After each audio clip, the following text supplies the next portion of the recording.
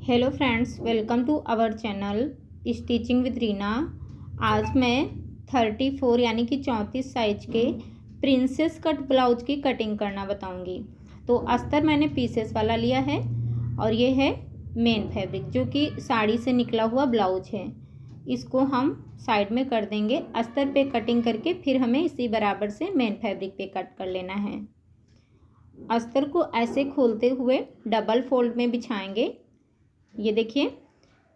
और ये है इसकी लंबाई और इस साइड से है इसकी चौड़ाई। तो लंबाई से ही हम इसको कट करेंगे। जॉइंट वाला साइड जो है वो मैंने अपने साइड में रखा है। पहले हम बैक पार्ट की कटिंग कर लेंगे, उसके बाद हम फ्रंट पार्ट की कटिंग करेंगे।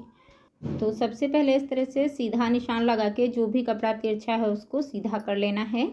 अब यहाँ पे हम निशान लगाएंगे।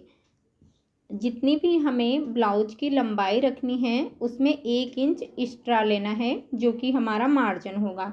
जैसे कि हम 14 इंच की लंबाई रखेंगे ब्लाउज की, तो 1 इंच हम उसमें मार्जिन का ऐड करेंगे। तो हम निशान लगाएंगे 15 इंच पे।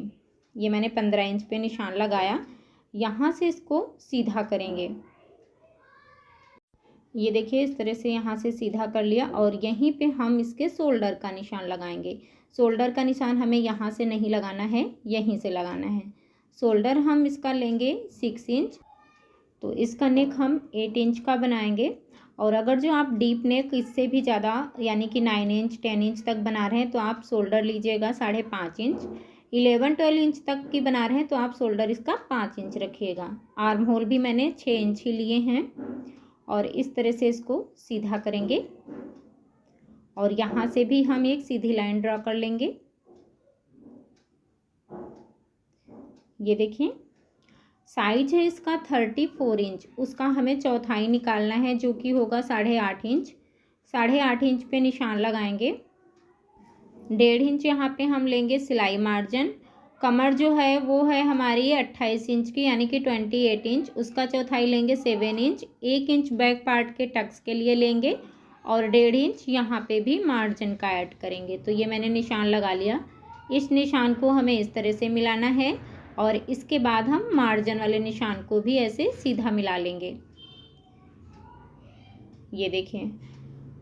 और यहाँ पे जो आर्म होल का कोना है यहाँ पे इस तरह से तिरछे में एक लाइन ड्रॉ करेंगे और यहाँ पे हम कोने से 1.5 इंच नापते हुए एक निशान लगाएंगे और यहाँ से हम आर्म होल का शेप दे देंगे, ये देखिए।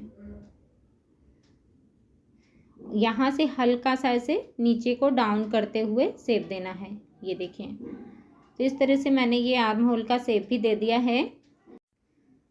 कमर वाले साइड से इसका सेंटर निकाल लेंगे इस तरह से और यहाँ पे हमें टक्स का निशान लगाना है,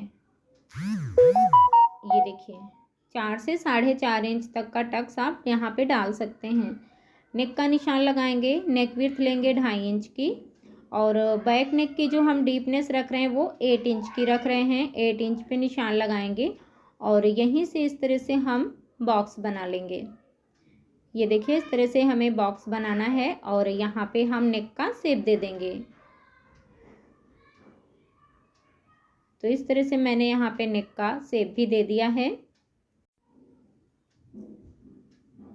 और यहाँ पे हमारा 1/2 इंच सिलाई मार्जिन में जाएगा इस तरह से और 1/2 इंच हमारा शोल्डर जॉइंट में जाएगा जो कि हमने 1 इंच एक्स्ट्रा लिया था। और 1 इंच का यहाँ पे टक्स पड़ेगा, तो दोनों साइड से 1/2 इंच इस तरह से लेते हुए टक्स डालेंगे। अब हम इसकी कटिंग कर लेंगे। शोल्डर यहाँ पे मैंने डाउन नहीं किए हैं, हम यहाँ पे थोड़ा सा तिरछी सिलाई लगा के इसको ले लेते हैं। आप चाहें तो यहाँ पे हल्का सा शोल्डर डाउन करके भी कट कर सकते हैं। अब इसको इस तरह से घुमाते हुए ओपन वाला साइड अपने साइड में रखेंगे और ये जो कपड़े की धारी है इसको हम कट करके निकाल देंगे। इसके बाद हम बैक पार्ट को इसके ऊपर इस तरह से रखेंगे, ये देखिए। और यहाँ पे हम 1/2 इंच छोड़ते हुए इसको फोल्ड करेंगे। तो यहाँ पे हम 1/2 इंच का निशान लगा देते हैं। ये 1/2 इंच हम एक्स्ट्रा लेंगे जो कि हम फ्रंट पार्ट में हाई और हुक की पट्टियाँ अटैच करते हैं उसका मार्जिन रहेगा। और इस निशान से इस तरह से बैक पार्ट को एकदम बराबर से मिलाते हुए रख लेना है और यहाँ पे हम इसी बराबर में निशान लगा लेंगे। जिस शेप में मैंने बैक पार्ट की कटिंग करी थी उसी बराबर से यहाँ पे निशान लगा लेंगे। लंबाई का भी यहाँ पे इस तरह से हम निशान लगा लेंगे। अभी बैक पार्ट को हम हटाते हैं और ये जो लंबाई का निशान लगाया यहाँ से इसको भी सीधा कर लेंगे और जो हमारा फ्रंट पार्ट होगा उसको हम बैक पार्ट से 1/2 इंच बढ़ा के कट करेंगे। तो यहाँ पे हम 1/2 इंच और बढ़ा लेंगे। तो ये मैंने फ्रंट पार्ट को 1/2 इंच बढ़ा के लिया है। आर्म होल का निशान भी हम सीधा कर लेंगे। 6 इंच आर्म होल लिया था तो 6 इंच पे निशान लगाते हुए हम बॉक्स बना लेंगे। इस तरह से इसको यहाँ से सीधा करेंगे और यहाँ से भी इसको ऐसे सीधा कर लेंगे। इसके बाद जो हमने बैक पार्ट का आर्म होल का शेप दिया था उससे हमें 1/2 इंच गहराई देते हुए फ्रंट पार्ट के आर्म होल का शेप देना है। ये देखिए, तो ये हमने फ्रंट पार्ट के आर्म होल का निशान भी लगा लिया है। अब यहाँ पे हमें इसकी फिटिंग का निशान लगाना है। तो यहाँ पे हमारा साइज था 34 इंच, तो यहाँ पे हम उसका चौथाई लेंगे 8.5 इंच और यहाँ पे 1 इंच हम और बढ़ाएंगे। वो हमें इसलिए बढ़ाना है जो कि हम प्रिंस कट का कट लगाते हैं उसके सिलाई मार्जिन के लिए। तो 1 इंच हमने ये बढ़ाया। इसके बाद हम 1.5 इंच सिलाई मार्जिन ले लेंगे। तो इस तरह से यहाँ पे निशान लगाना है। इसी तरह से कमर पे निशान लगाएंगे। कमर थी 28 इंच, उसका चौथाई लेंगे 7 इंच और यहाँ पे जो हम टक्स डालेंगे वो 1.5 इंच का डालेंगे 34 साइज में। तो 1.5 इंच यहाँ पे हम टक्स के लिए लेंगे। 1 इंच हम जब हम यहाँ पे ये कट लगा के सिलाई लगाएंगे उसके लिए लेंगे और 1.5 इंच यहाँ पे सिलाई मार्जिन। तो इस तरह से यहाँ पे बढ़ाना है। ये हमारी कमर फिटिंग का निशान हो गया। 1.5 इंच जो हमने लिया है ये हम कट करके निकालेंगे टक्स का। 1 इंच जो हमने लिया ये हमारा टक्स की सिलाई में जाएगा। 1.5 इंच हमारा सिलाई मार्जिन होगा। अब इन निशानों को हमें इस तरह से सीधा करना है। ये देखिए, ये फिटिंग वाला निशान और ये मार्जिन वाला निशान। तो इस तरह से यहाँ पे हमें निशान लगाने हैं। अब यहाँ पे हम इसके नेक का निशान लगाएंगे। नेक विड्थ हमें रखनी है 2.5 इंच की। 2.5 इंच पे निशान लगाएंगे और ध्यान रखना है जो कि मैंने सबसे पहले 1/2 इंच छोड़ते हुए निशान लगाया था उसको छोड़ते हुए ही यहाँ पे निशान लगाना है। फ्रंट नेक की जो डीपनेस है वो हमने रखी है 6 इंच। इस तरह से हम बॉक्स बनाएंगे और यहाँ पे हम नेक का शेप दे देंगे।